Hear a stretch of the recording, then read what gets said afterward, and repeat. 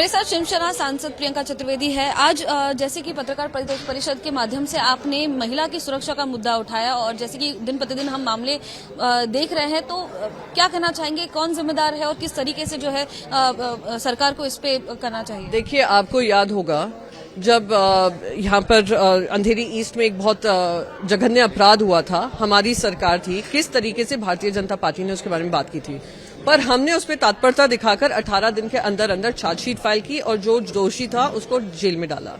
यहाँ पे दुख ये इस बात का है कि आए दिन महिलाओं पे अत्याचार बढ़ते जा रहे हैं। आज कोई सरकार में हमारी सुनवाई करने वाला नहीं है या सुनने को तैयार नहीं है। और इससे ज्यादा महत्वपूर्ण है कि जो फंड्स, जो सेंटर के फंड्स थे, जो महिलाओं के लिए हम लेकर आए थे, बार बार कहा जाता है निर्भया फंड्स का इस्तेमाल नहीं हो रहा था, हमारी सरकार उनका इस्तेमाल कर रही थी। सेंटर से अप्रूवल लेकर यहाँ पे निर्भया स्क्वाड्स बनाए थे, वो आपने हटाकर आपने ऐसे लोगों के पीछे लगा दिया जिन्होंने गद्दारी की है राज्य के साथ ही, गद्दारी की अपने पक्ष के साथ ही, गद्दारी की अपने वोटर के साथ ही। तो ऐसे लोग जो खुद ही सक्षम हैं, उनके ऊपर आपने सिक्योरिटी लगा दी, प्राइवेट सिक्योरिटी गार्ड्स बना दिया, प्राइवेट सिक्योरिटी व्हीकल्स बना दिया। This is not acceptable to us. ये जो आरोप आप लगा रहे हैं, इसका कोई प्रूफ है आपके पास या इस बारे में आप कुछ बताना चाहेंगे? नहीं, देखिए, बहुत क्लियरली जो इन्वेस्टिगेशन रिपोर्ट आई है, इन्वेस्टिगेशन स्टोरी आई है, उसमें क्लियरली बता रहे हैं कि जो 47 ऐसी गाड़ियां थी, बोलेरोज थी, जो मंगवा ली गई थी फॉर 5+ सिक्योरिटी, जो एस्कॉर्ट व्हीकल्स है। I think it is very simple.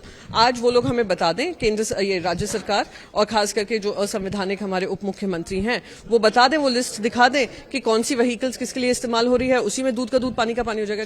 जो सन्नाटा लगा हुआ है यहाँ पर, उसी से स्पष्ट हो गया है कि इन्होंने चोरी की है, जनता के पैसों की, जनता से विश्वासघात ही नहीं किया, उनकी चोरी की है। 50 खोखे की भी भूख खत्म नहीं हुई है, इन्होंने सेंट्रल फंड्स की भूख शुरू कर दी है। तो ये कहीं ना कहीं खत्म होना पड़ेगा, इनको जवाबदेही अब तक इसका बयान इस पे नहीं आया, ना मुंबई पुलिस का, ना डीसीएम का, ना सीएम का। तो उसी से स्पष्ट हो रहा है ना कि ये जो बात है पूरी इन्वेस्टिगेशन के साथ हुई है और ये जो खबर सामने आई है उसका फंड्स का दुरुपयोग हुआ है। हम भी चाहते हैं ऑडिट हो। अगर आपके हाथ साफ हैं, आपका दिल साफ है, आपका नीयत साफ है, तो आप इन्वेस्टिगेशन करने को तैयार हो जाइए। आखिरी सवाल, तो क्या शिवसेना अब जिम्मेदार ठहरा रही है जो महिलाओं के साथ आजकल जो छेड़छाड़ के मामले सामने आ रहे, घटना रही, तो क्या जिम्मेदार आज की जो मौजूदा सरकार है, राज्य सरकार में? बिल्कुल है। आपके कैबिनेट मंत्री इतनी आपत्तिजनक टिप्पणियां करते हो महिला सांसद के बारे में, उस पे आप लोग चू तक नहीं बोलते हैं। संजय राठौड़ जी, जिनको हमने निकाला था, आप उनके बगल में बैठकर उनको कैबिनेट में बिठाते हैं। आपके जो हमारे जो गवर्नर साहब हैं, किसी तरीके का संज्ञान नहीं लेते हैं। हमारे पूरे कैबिनेट में एक महिला नहीं है। कैबिनेट एक्सपेंशन की बात होती है, एक्सपेंशन होता नहीं है, कोई महिला का उधर भी स्थान नहीं मिलने वाला है। तो उससे स्पष्ट है कि इनकी जो मानसिकता ही है, महिला विरोधी है। और महाराष्ट्र के बाहर भी आप जाएंगे, भारतीय जनता पार्टी की जहां जहां सरकार है, आप उत्तर प्रदेश में उन्नाव का याद कर लीजिए, आप गुजरात के बिल्किस बानो को याद कर लीजिए, तो ये लोग ऐसे लोग हैं जिनको महिलाओं के बारे में टिप्पणी तो करते हैं कि हाँ होना चाहिए, सशक्त होनी चाहिए, पर उनके लिए सशक्तिकरण कोई आंदोलन हम देख सकते हैं? नहीं, होगा क्योंकि महिला सुरक्षा महाराष्ट्र की संस्कृति और संस्कार के साथ जुड़ा हुआ है और उसकी लड़ाई हम लड़ेंगे।